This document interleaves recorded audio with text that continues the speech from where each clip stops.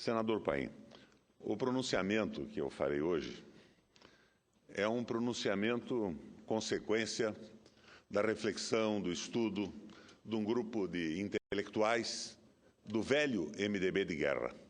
É uma reflexão sobre o Brasil e sobre as possibilidades reais que temos para mudar a situação em que nos encontramos, tanto a política, quanto a econômica, quanto a social. Nós daremos a esse pronunciamento um nome, e o nome é o seguinte: Para Mudar o Brasil. Se abstrairmos o momento em que vivemos e olharmos o Brasil de uma perspectiva histórica, veremos que o nosso país, como nação, é um grande êxito. Saindo de levas populacionais marginalizadas, deslocadas de suas origens, criamos um povo novo. Indígenas, portugueses e africanos, acrescidos depois de gente de todo o mundo, formaram o povo brasileiro, hoje uno e diversificado, dotado de identidade, algo que inexistia há muito poucas gerações atrás. Estruturamos um sistema produtivo, habitamos um território bem definido, falamos a mesma língua sem dialetos e fundamos um Estado nacional, constituindo uma memória com sentimentos comuns. Estamos unidos por uma clara identidade nacional. Ela não tem raízes em ideias de raça ou de religião. Não tem raízes em vocação imperial, em xenofobias e ódios, em qualquer tipo de arrogância. Tudo nos une na construção exitosa de um mundo novo no novo mundo. Olhamos sempre para o futuro, somos abertos ao que é novo, aceitamos a diferença e temos na cultura uma cultura de síntese, a nossa razão de existir. Somos um grande país e temos o maior povo no mundo moderno. No entanto, paradoxalmente, nossa história registra também um enorme fracasso. Esse povo, a imensa maioria, não assumiu até hoje o controle da nação. O Estatuto Colonial originário transmudou-se em dependência externa e o escravismo prolongado em gigantescas desigualdades sociais. Aliás, desigualdade que o atual projeto de escravatura pretende perenizar, porque não é um projeto para extinguir a escravatura, é um projeto para organizar e perenizar o regime escravo no Brasil. Ao longo da história, governado por uma elite que nunca se identificou com o seu povo, nunca se sentiu nacional, o Brasil mudou, mas sempre de forma a conservar relações com o passado. Até recentemente, esta situação podia perpetuar-se com alto custo humano, apesar de comprometer significativamente a nossa existência. Agora não pode mais. O crescimento demográfico, a formação de inúmeras grandes metrópoles, o acesso à informação e a maior capacitação técnica colocaram o nosso povo diante de um desafio incontornável, o desafio de tornar-se o agente da sua história. O Brasil, que desde a origem se organizou para servir ao mercado mundial, terá agora que organizar-se para si mesmo. O Brasil de poucos terá de ser o Brasil de todos. Se formos incapazes de dar esse salto, nossa existência como nação soberana e sociedade organizada está em perigo. Seria mais realista dizer, com a crise atual, esse risco é crescente. E esta origem e o sentido da crise brasileira atual é a origem e o sentido da crise brasileira atual.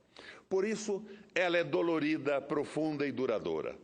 Ela não reside na corrupção, fenômeno sempre presente na natureza humana e gananciosa.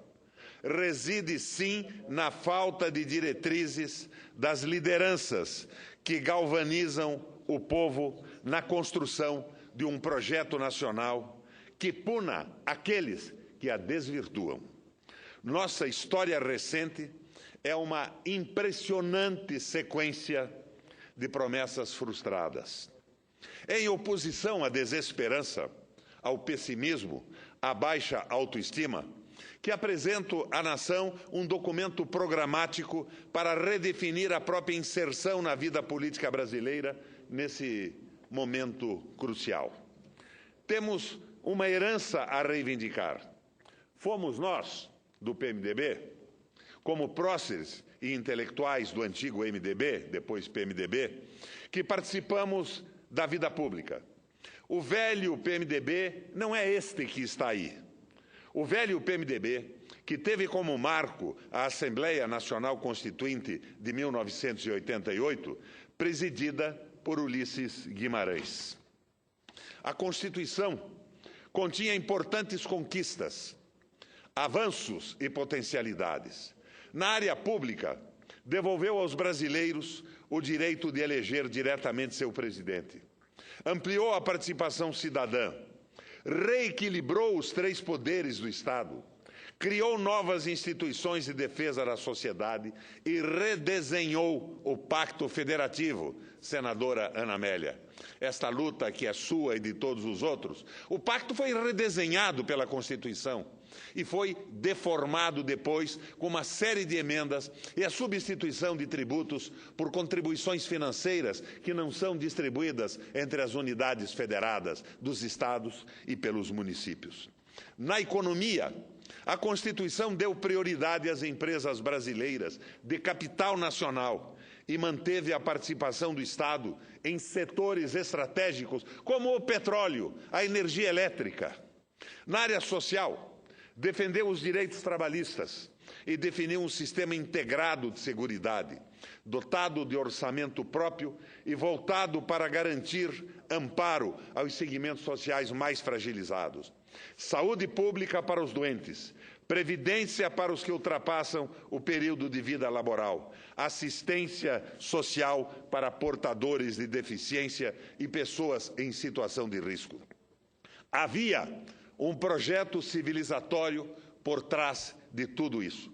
No entanto, todas as conquistas da Constituição de 88 foram por inúmeras emendas anuladas. Na década de 90, deu-se a contra-reforma conservadora, feita em etapas, como se fosse um golpe de Estado estendido no tempo. A Constituição Cidadã, escrita à luz do dia, com ampla participação, foi sendo esquartejada por meio de decisões sucessivas que a sociedade não acompanhou, nem compreendeu, nem controlou, sequer foi chamada para referendar.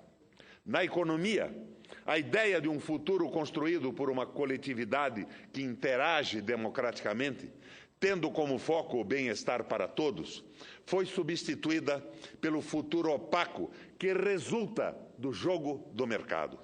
A cooperação deu lugar a uma competição feroz que só interessa aos mais fortes. O conceito de empresa nacional desapareceu da nossa legislação e o papel do Estado foi erodido e debilitado. Na área social, com o anunciado fim da era Vargas, os direitos trabalhistas ficaram sob ameaça e o sistema de seguridade, subordinado à lógica do arroxo fiscal, foi retalhado até tornar-se irreconhecível. Nosso crescimento econômico despencou. Depois de 50 anos de crescimento rápido, completamos 2 décadas perdidas, seguidas por uma terceira contemplativa, e caminhamos a passos largos para uma 4ª depressiva. Deixamos de ser a 8ª e passamos a ser a 16ª economia industrial do mundo. A riqueza concentrou-se em atividades vinculadas ao mercado financeiro, que se tornou mais atrativo que os investimentos produtivos, que geram empregos e salários.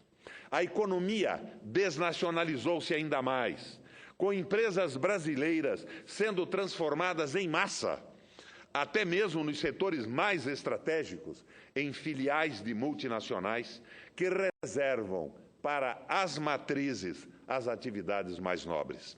Os vínculos tênues desse capital estrangeiro com o espaço econômico nacional atrofiam a capacidade de controlarmos o nosso processo de desenvolvimento. A incipiente e recente tentativa de construir um Estado Nacional de Bem-Estar Social foi e está sendo hoje interrompida. O Estado perdeu a capacidade de realizar, induzir e coordenar investimentos, tornando-se refém do mercado financeiro, do sistema financeiro. O tempo histórico da nação ficou subordinado ao tempo curto do capital financeiro. O país que em poucas décadas fez a Petrobras, a Companhia Vale do Rio Doce, a Embrapa, a Fundação Oswaldo Cruz, a Embraer, a Eletrobras, uma rede de excelentes universidades públicas, um Instituto Militar de Engenharia e centenas de empresas e instituições desse tipo, que até hoje o sustentam, perdeu a capacidade de fazer, de criar e de ousar. Há muitos anos só conjugamos os verbos cortar, vender, desnacionalizar, fatiar, desmontar e desfazer.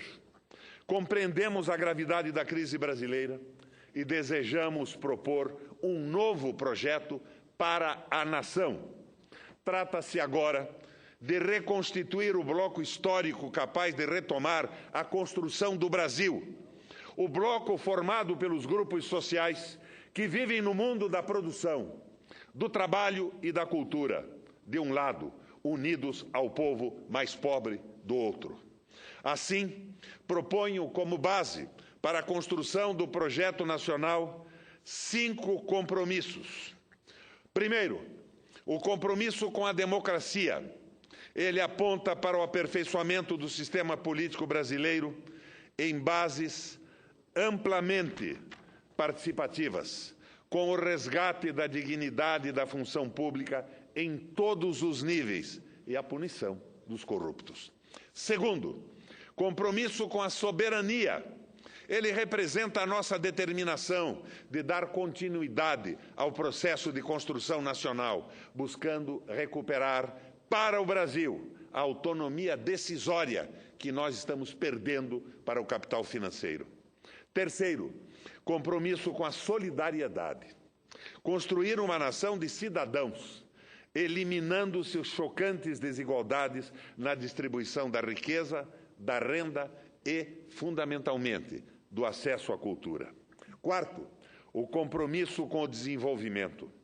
Ele expressa a decisão de pôr fim à tirania do capital financeiro e à nossa condição economia periférica, dizendo que mobilizaremos todos os nossos recursos produtivos e não aceitaremos mais a imposição interna ou externa de políticas que frustrem o nosso potencial. Quinto, o compromisso com a sustentabilidade. Ele estabelece uma aliança com as gerações futuras, pois se refere à necessidade de buscarmos um novo estilo de desenvolvimento socialmente justo e ecologicamente viável. A expressão imediata do nosso descaminho é a ampla predominância, já faz muito tempo, de uma macroeconomia de curto prazo, que se nutre do próprio fracasso. Quanto maior o apelo a ela, maior a crise. Quanto maior a crise, maior o apelo. Ela precisa ser substituída por uma economia do desenvolvimento, com a combinação de políticas monetária e fiscal que nos coloquem no rumo do pleno emprego, pois o direito ao trabalho é o suporte da cidadania. Isto exige, desde logo, um conjunto de medidas conjugadas, como transformação progressiva e ordenada da dívida pública em investimento produtivo, em obras de infraestrutura e em novas fábricas, controle da entrada e saída de capitais, redução da taxa básica de juros para níveis internacionais, administração do câmbio em um patamar favorável ao equilíbrio das contas externas, política fiscal e monetária que busque a estabilidade dos preços. Nos últimos anos, senador Otto, mais de 40% dos recursos da União têm sido usados com encargos de dívidas financeiras, restando bem menos de 5% para investimentos. A desproporção dos gastos com o serviço da dívida em relação aos demais gastos do Estado é chocante. No orçamento da União, em vigor, um mês de pagamento de juros corresponde mais do que o dispêndio anual do Sistema Único de Saúde. 15 dias correspondem a mais que o gasto anual com a educação. 10 dias, bem mais do que os recursos alocados no programa Bolsa da Família. 5 dias de pagamento de juros cobrem com sobras o gasto previsto em um ano para a construção de habitações populares. 1 minuto, apenas 1 minuto, corresponde mais que a alocação anual de recursos para a defesa dos direitos humanos. Tanta deformação provoca um aumento irracional da dívida externa, pois as obras em curso, insuficientes, acabam sendo realizadas com financiamento do Banco Mundial e do BID. Endividamo-nos em dólar para realizar obras que poderiam ser completamente financiadas em moeda nacional. Essa engrenagem precisa mudar. Os trilhões de reais que compõem a atual dívida pública precisam ser usados criteriosamente para financiar obras de infraestrutura, segurança, defesa, agricultura e fábricas. Em uma nova política macroeconômica, exige também o controle sobre a movimentação de capitais. A movimentação sem regulamentação, para dentro e para fora, alteram, antes de tudo, as relações de poder.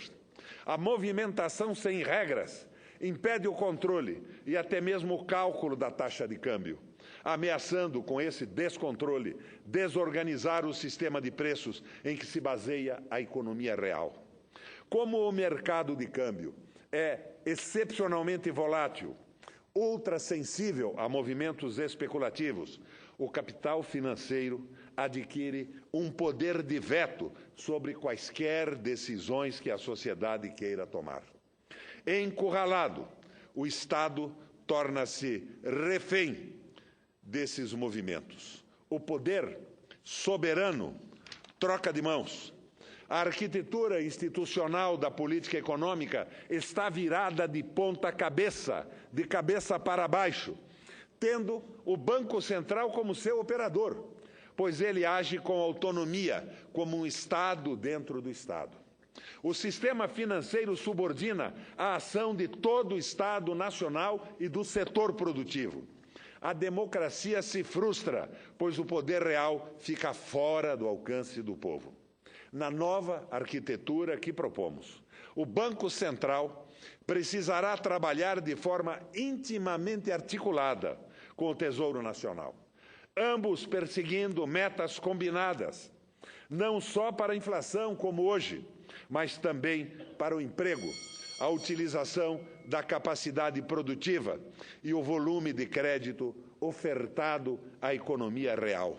Há um projeto nesse sentido do senador Lindbergh que está dormindo na mesa há 2, 3 ou 4 anos. É vital retomar investimentos em grande escala em infraestrutura. Ineficiência e crises de energia, transportes e telecomunicações transformam-se em ineficiência e crises sistêmicas que atingem todos os empreendimentos. Esses são setores que exigem projetos grandes e de longa maturação, sempre relacionados com o planejamento estratégico de um projeto nacional.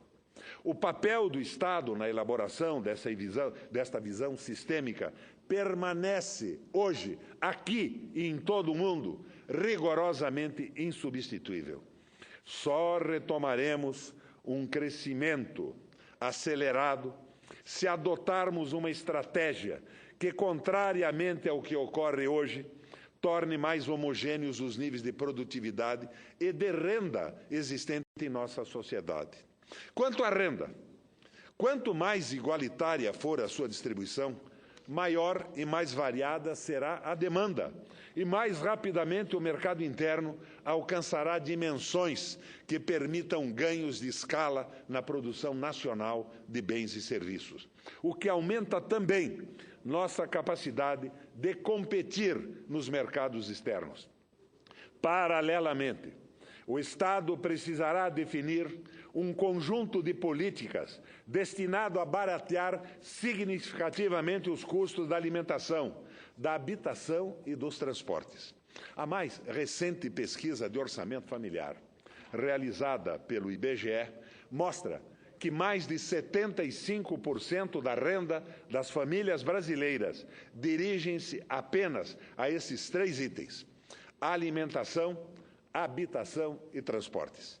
Além de ser um indicador de baixa qualidade de vida, pois as pessoas apenas moram mal, se deslocam mal e comem mal, é uma informação decisiva para a política econômica, pois explica a atrofia do mercado interno, que poderia ser o mais importante motor do nosso desenvolvimento. Na nova pauta de investimentos públicos, destacam-se também aqueles ligados à educação, em todos os níveis, desde a pré-escola até a universidade.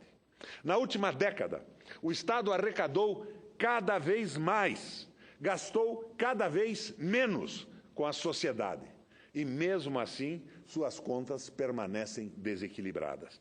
Incapaz de compensar o enorme déficit financeiro, o corte de gastos aparece sempre como insuficiente, recolocando a necessidade de novos cortes mais adiante.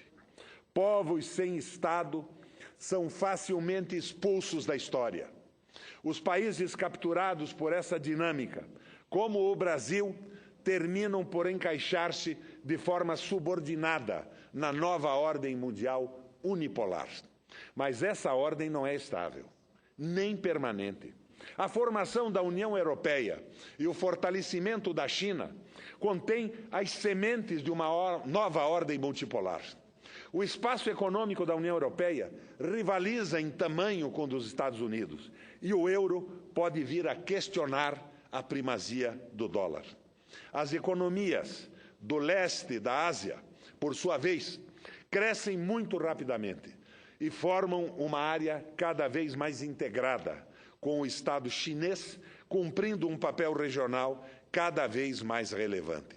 Nos 3 principais continentes, América do Norte, Europa e Ásia, surgem mega-estados regionais, comandando grandes economias com grande base territorial e populacional. A América do Sul, o Oriente Médio e a África são as grandes regiões do mundo que ainda não definiram os seus próprios projetos regionais e não constituíram, nem estão em vias de constituir, os seus mega-estados. Estão simplesmente marginalizados. No caso da América do Sul, 2 grandes possibilidades estão colocadas. A primeira vem sendo defendida por um número cada vez maior de cidadãos e instituições: a constituição de um projeto sul-americano que garanta a união dos nossos povos e a inserção soberana dos nossos países no sistema internacional.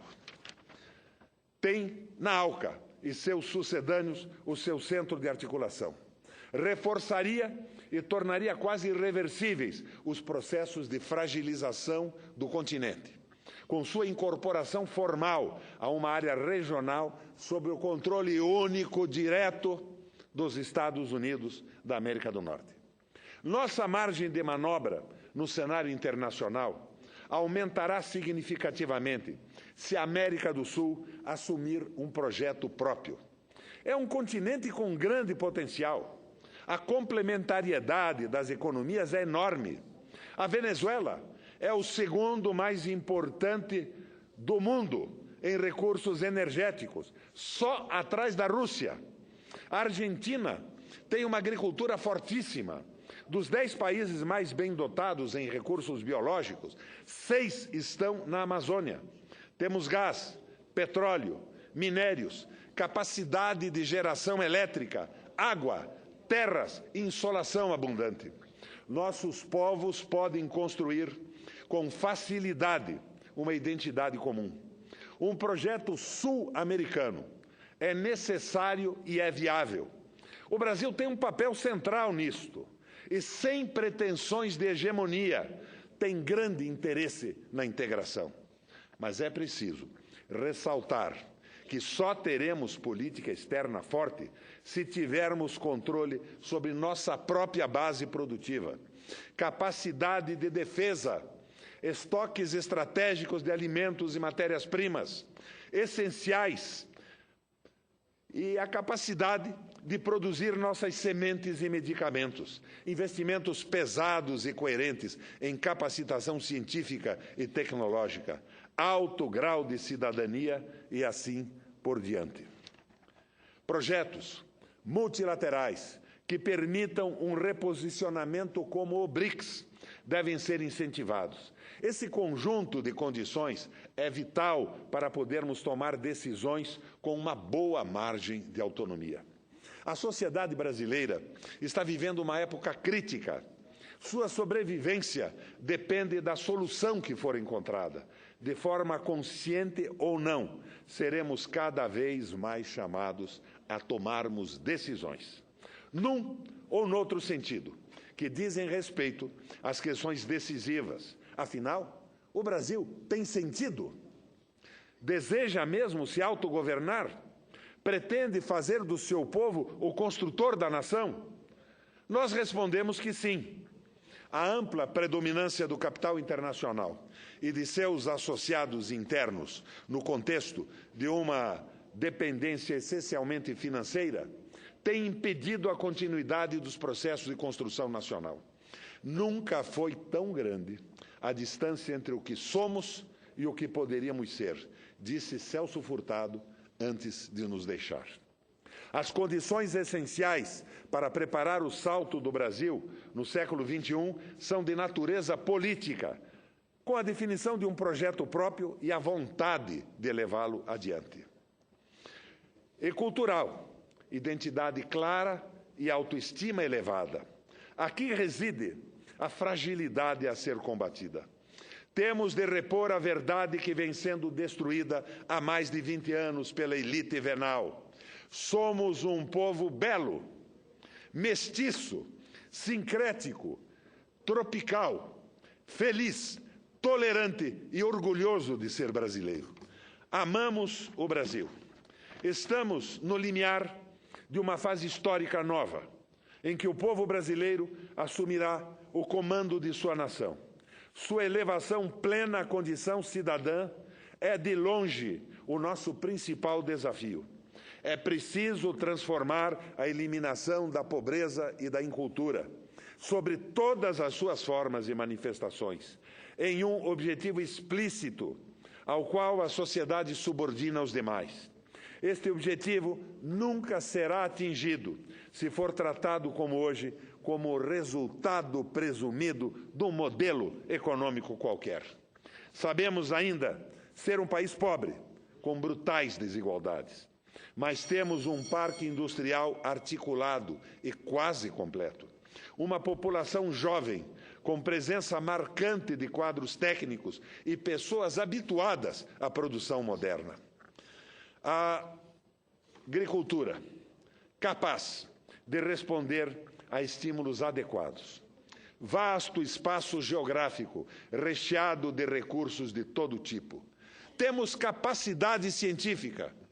A história está perguntando se a nossa geração vencerá a crise. A crise que vivemos e as nossas instituições terão a grandeza de fazer desabrochar a promessa civilizatória contida na sociedade brasileira. Com esse trabalho, convocamos todos os brasileiros que desejam responder que o façam repetindo. O nosso sim Queremos, sim, construir uma nação moderna, independente e soberana. A esse trabalho, seguiremos com algumas propostas pontuais. Senador Cristóvão, o nosso projeto de educação, apesar de toda a discussão corporativa que tivemos, não é um projeto redentor da educação brasileira. Nós não temos ainda delineado de forma completa um projeto de infraestrutura que diga respeito às necessidades de um projeto nacional para gerar empregos e empresas. E eu lembro aqui sempre o exemplo da Espanha. A Espanha teve um investimento simplesmente brutal em infraestrutura que fez a riqueza de bancos e de empreiteiros. E hoje ela tem a maior estrutura rodoviária do mundo, mas não tem emprego, não tem indústria e não tem condição fácil de sair da situação em que se encontra. Nós precisamos detalhar um projeto nacional. E é isto que nós estamos nos dedicando. Dentro do velho MDB de guerra, que não pode se submeter àquela asnice da ponte para o futuro, que é o dependentismo e o entreguismo subordinado, pouco racional, colocado a serviço de interesse do mercado financeiro e com nenhuma preocupação pelo povo, pelo emprego, pelo desenvolvimento e pela soberania nacional. Nós vamos continuar com esse trabalho. Pretendemos apresentá-lo na convenção do PMDB, que será o ano que vem, para que o partido volte às origens, que cá entre nós foram as origens comuns de todos os partidos e de todas as pessoas conscientes que militam na política hoje, depois do seu fracionamento. Mas não é um projeto PMDBista, é um projeto para o Brasil-nação. Com todo prazer, concedo a palavra ao senador Cristóvão. Senador Requião, em primeiro lugar, é um prazer ouvir um discurso que traz a necessidade e apresenta a dimensão de um projeto nacional. Nós perdemos isso. Totalmente de acordo quando o senhor diz que o simples jogo da economia, sobretudo num tempo das finanças dominando tanto e das finanças internacionais, como o senhor disse, na metade do discurso, dominando o processo. Macroeconomia de curto prazo. Com a macroeconomia de curto prazo especulativa, não vai levar a um projeto de nação. Então, minha satisfação de vê-lo com essa preocupação. Também, a maneira como o senhor coloca como fundamental que, ao lado da estabilidade monetária, a gente cuide do emprego também.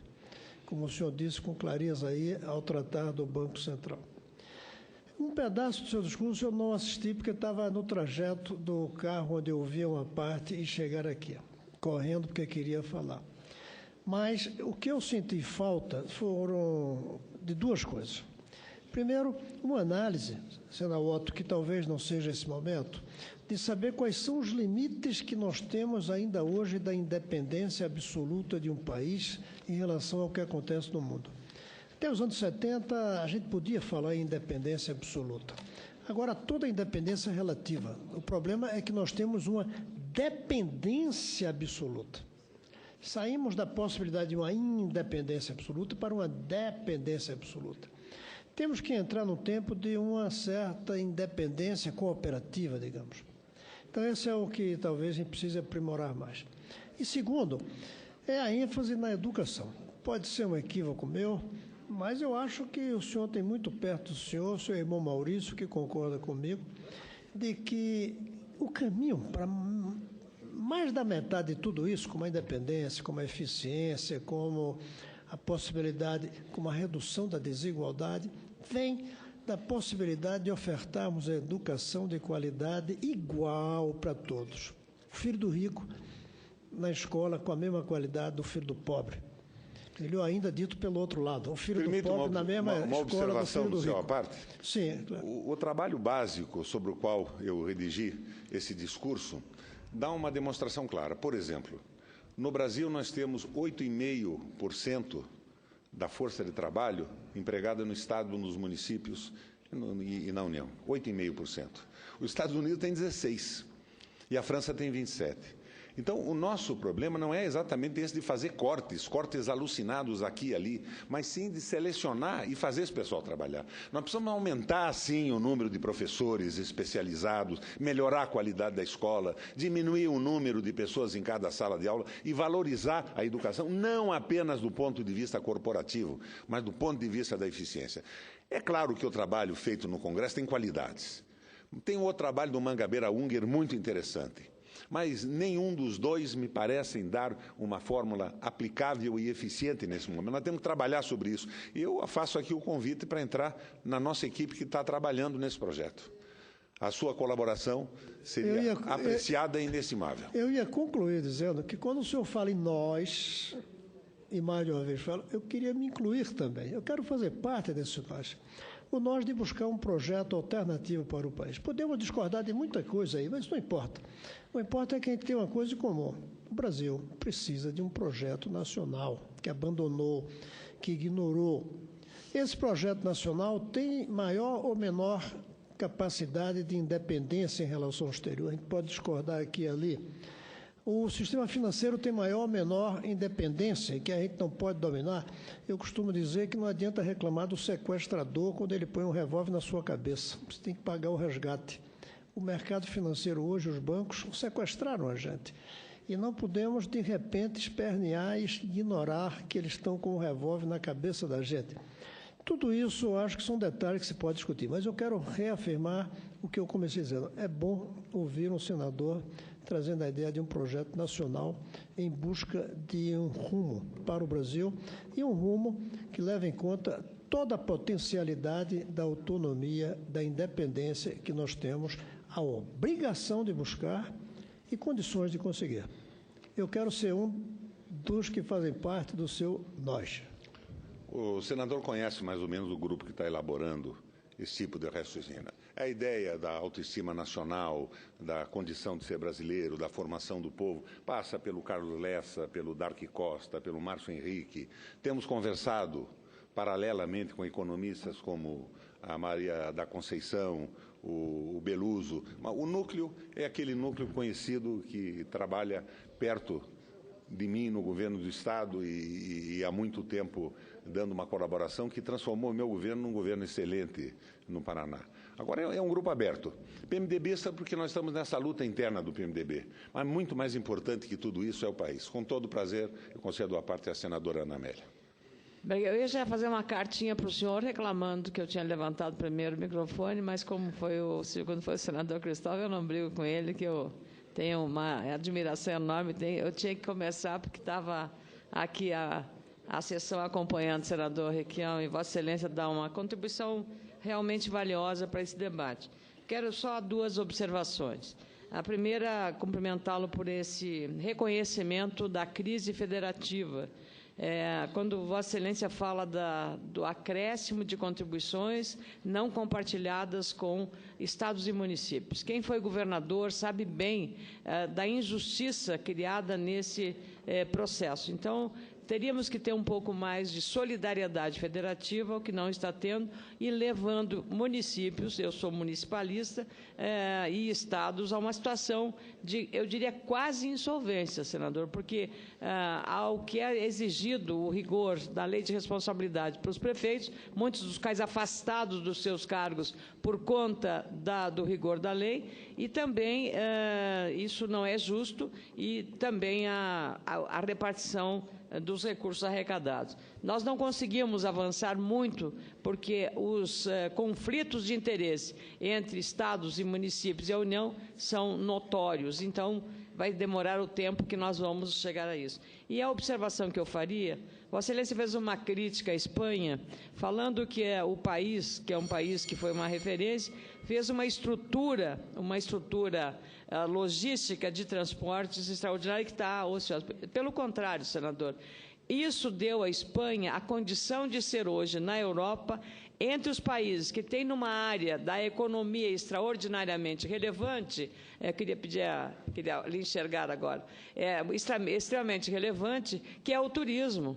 E se não fosse essa infraestrutura de transporte, o país não poderia se beneficiar, mesmo que seja um país pequeno. Hoje o senhor tem um trem rápido de Madrid a cidades como Sevilha ou Córdoba, que o senhor faz isso com poucas horas. Então, eu penso que essa infraestrutura deu um salto de qualidade na mobilidade para os turistas, e a Espanha, com o turismo, tem uma participação importante no PIB desse importante país que todos nós amamos muito e que nos mostra como vencer crises, como já passou tantas na sua história. Muito obrigado e parabéns pelo seu pronunciamento. E temos nossas raízes ainda na Espanha também, não é? Mas a Espanha, se tivesse casado o projeto de investimento em infraestrutura com a necessidade do desenvolvimento nacional, estaria bem. Porque o turismo é fantástico, mas hoje se viaja pela Espanha em rodovias com 4 ou 8 pistas, praticamente isolado, sozinho, solitário. A crise diminuiu o fluxo turístico e a Espanha perdeu receita. Então, o que eu vejo é a necessidade de um casamento entre um projeto nacional e integrado de industrialização com os investimentos em infraestrutura. Infraestrutura não é só turismo. É infraestrutura elétrica, é infraestrutura de saneamento, uma série de outros investimentos paralelos que aumentam a produtividade industrial. A infraestrutura não aumenta a produção industrial, mas ela dá condição de aumento da produtividade industrial, encurtando distâncias, facilitando transportes, fornecendo energia a preço barato, água, dando as condições corretas para aumento da produtividade. Eu quero dar a palavra inicialmente, ao senador Maranhão. Senador, eu estava ouvindo atentamente o discurso de Vossa Excelência. Cheguei porque estava olhando a TV Senado e, de repente, pude ouvir Vossa Excelência na tribuna do Senado, trazendo um projeto que pode marcar o reencontro do nosso partido com as suas origens, o PMDB. O PMDB não pode ficar nessa política de toma lá, deca cá, brigando por empregos no governo, que podem ser até os mais altos, os ministérios, mas que não têm nenhuma repercussão na vida política nacional e nem reabilitam o PMDB com as suas origens.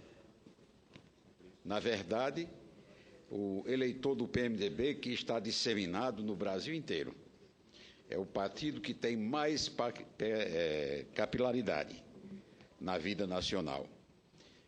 Não se fez, não se faz, nem a nossa base, que está lá em todos os recantos do país, se empolgaria com a política dessa natureza, porque ela contraria, inclusive, as origens, o DNA, as causas que deram origem ao PMDB. Mas eu me empolguei muito com o discurso de Vossa Excelência em quase todos os aspectos. Mas, marcadamente, quando Vossa Excelência fala da educação, quando Vossa Excelência fala da necessidade de reformular o modelo de educação que o Brasil tem.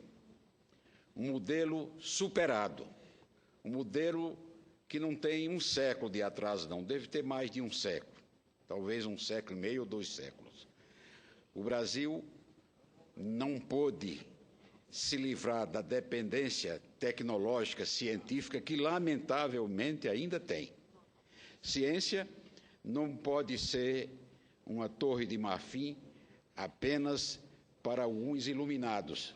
A ciência deve ser o oxigênio através do qual o país respira, o país cresce, o país é capaz de levar as suas riquezas e os seus produtos, sobretudo no campo da indústria e da indústria nova, da informática, a todos os países do mundo.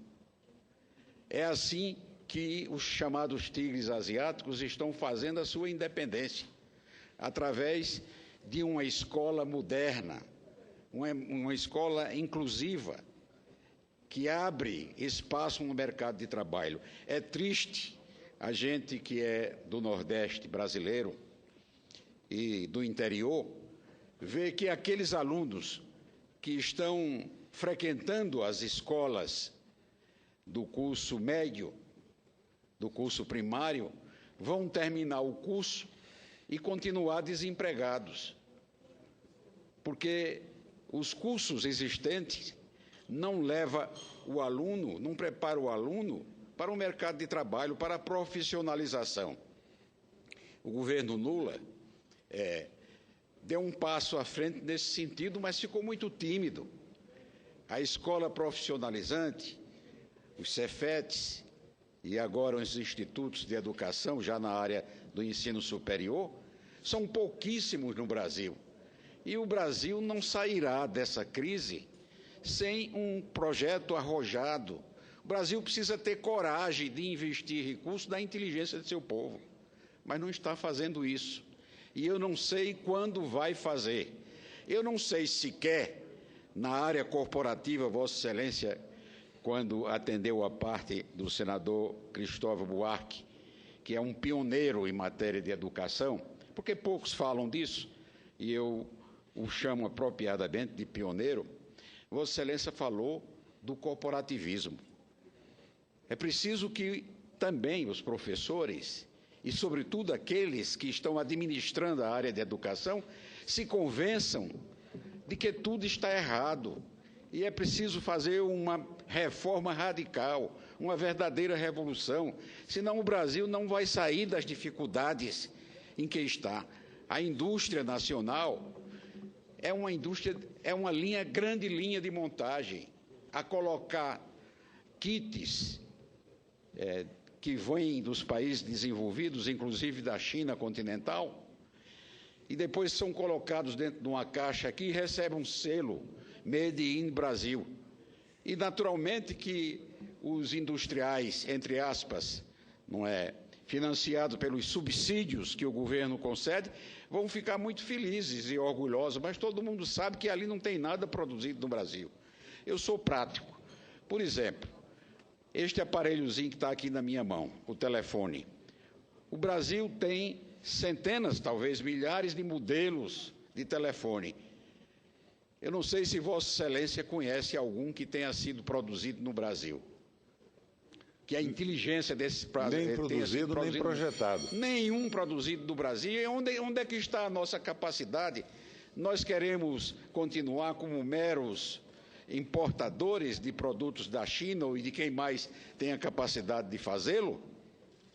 A própria indústria automobilística, que uma vez foi chamada de indústria de carroças pelo ex-presidente Collor, e agora merecia de novo qualquer apodo nesse sentido, porque estão importando os carros inteiros. A inteligência do carro, o motor, o câmbio, e quando parte para os eletrônicos, nada é produzido do país. Você compra um carro, hoje a Mercedes-Benz, a Porsche, não sei mais o que, está aí nas principais revistas nacionais anunciando os seus últimos modelos produzidos na Alemanha, na Europa, na França e nos Estados Unidos como produto nacional, e nós sabemos que é uma mentira. Porque o Brasil não foi capaz de produzir algo que fosse realmente resultado da inteligência e da capacidade de nossos filhos. Vossa Excelência traçou aí uma ode, e eu assino embaixo, a inteligência da juventude. Essa juventude está sequiosa por saber, por conhecer, mas é preciso que se lhe ofereça oportunidades. Os professores são obrigados, em todos os níveis, a ter 2, 3 bicos para poder sobreviver, vivendo de um salário de fome que não lhes permite frequentar os laboratórios, desenvolver experimentos e novos projetos para motivar os seus alunos. Então, eu acho que Vossa Excelência foi muito feliz. Eu estou falando apenas de um aspecto, claro que no improviso de uma parte, para dizer do meu entusiasmo, mas tudo mais que Vossa Excelência falou aí poderá se constituir numa bandeira para o nosso grande partido, o PMDB, se os seus dirigentes tiverem juízo para abraçar essas novas causas e saírem do dia a dia medíocre que nós estamos vivendo, lamentavelmente, e talvez por isso mesmo sendo testemunhas dessas desgraças que têm acontecido aí recentemente no Brasil. Senador Maranhão, parece um paradoxo, né? Mas a mudança e a modernização do partido vem de dois dinossauros PMDBistas, eu e Vossa Excelência. Eu me lembrava aqui, ironicamente, de uma frase do Nelson Rodrigues, quando diziam a ele: qual é a sua proposta para os jovens? Ele, com aquele cinismo irônico, dizia: envelheçam, meus filhos. Não se muda uma realidade sem o conhecimento do passado, sem uma análise inteligente do presente e uma proposta para o futuro. Nós não podemos continuar a reboque de ideias que vêm de fora para dentro e que visam única e tão somente nos colocar na dependência de países já mais desenvolvidos e organizados. Com todo prazer, concedo a parte ao senador Regufe. Senador Roberto Requião, eu quero primeiro parabenizar Vossa Excelência pelo pronunciamento, por um detalhe muito específico, porque Vossa Excelência está fazendo aqui um debate de um projeto nacional. E eu sinto falta desse debate hoje no Parlamento. Se debate no Brasil muito projetos de poder, mas não se discute um projeto de país, um projeto de desenvolvimento nacional, um projeto nacional. Então, quero aqui primeiro me congratular com Vossa Excelência de ter ido à tribuna para fazer um debate de ideias, um debate do futuro do país, e não um debate da barganha política, um debate de um projeto de poder, mas um verdadeiro debate de um projeto nacional. Eu, com relação ao pronunciamento de Vossa Excelência, tem partes que eu concordo, outras que não é bem a minha opinião, mas Vossa Excelência toca num ponto que é muito importante, que é a necessidade de ter uma política desenvolvimentista nesse país. Esse país precisa ter uma política desenvolvimentista, que desenvolva economicamente o país, que gere emprego e renda, que incentive as pessoas a realmente a empreender e desenvolver o país. Então, essa questão do desenvolvimentismo, a questão do desenvolvimento econômico, eu considero importante. Agora, eu queria me ater aqui a um ponto que Vossa Excelência colocou no início do seu pronunciamento, que para mim é de suma importância e que eu não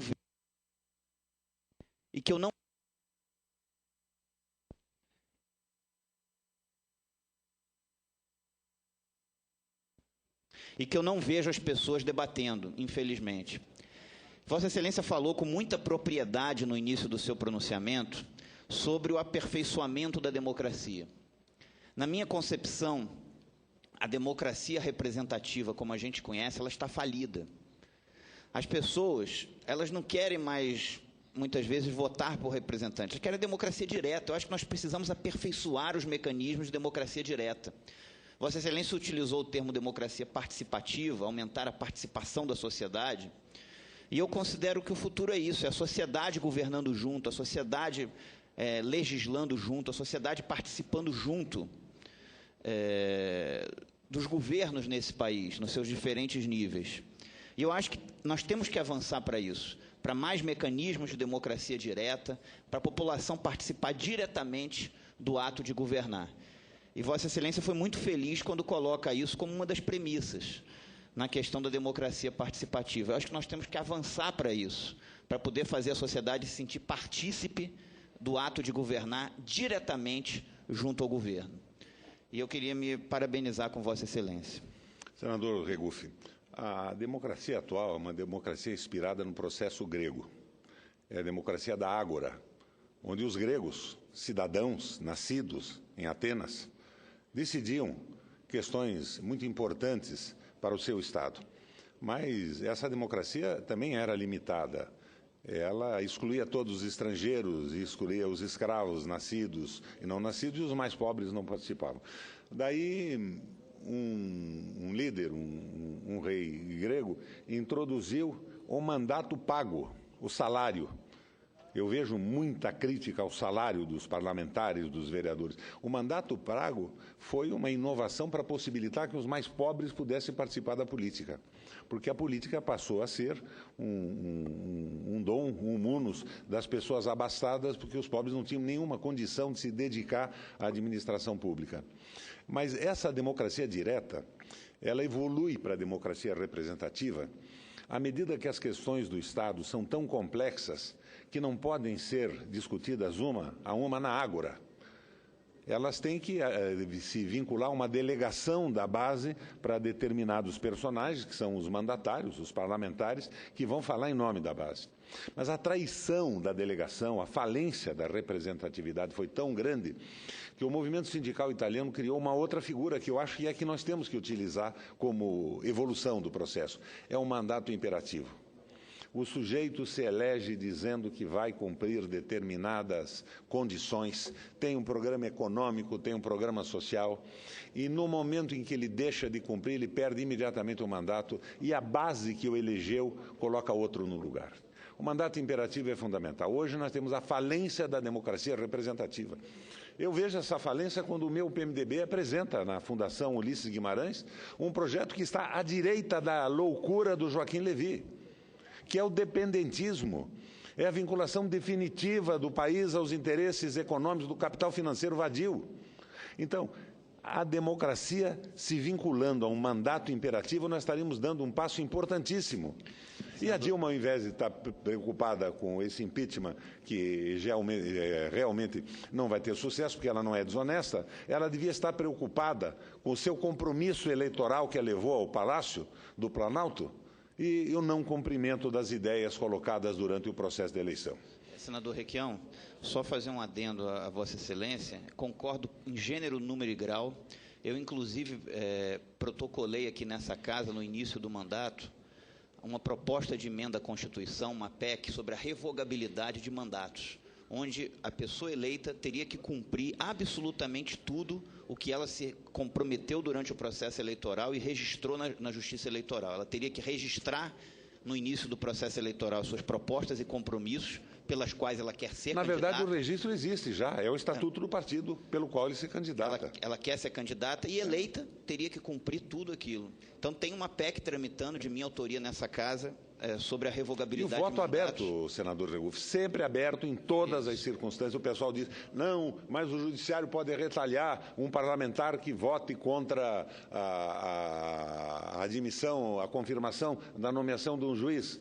Não é bem assim. O que eles podem, nós podemos também.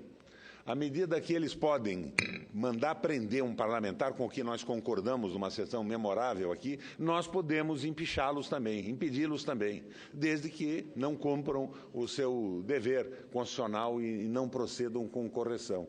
Então, não há por que haver esse medo do Congresso Nacional. Esse medo vem, provavelmente, da origem do financiamento de empresas privadas para campanhas eleitorais. Os parlamentares se vinculam aos seus financiadores e não se vinculam mais aos ideais partidários.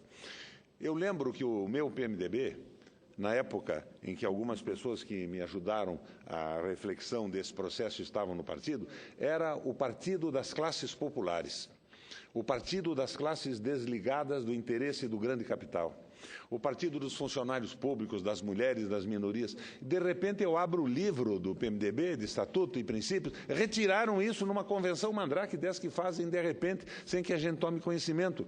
Assim como retiraram da Constituição o Estado Social, progressivamente, com emendinhas. E agora surge aí o Joaquim Levy e o PMDB apresenta o tal Ponte para o Futuro, que nada mais é do que uma regressão absoluta de todos os princípios, uma traição completa. Num partido sério, o pessoal que apresentou aquilo seria excluído dos quadros partidários. Presidente, muito obrigado pela enorme tolerância na realização desse debate e vamos levar essa discussão para frente.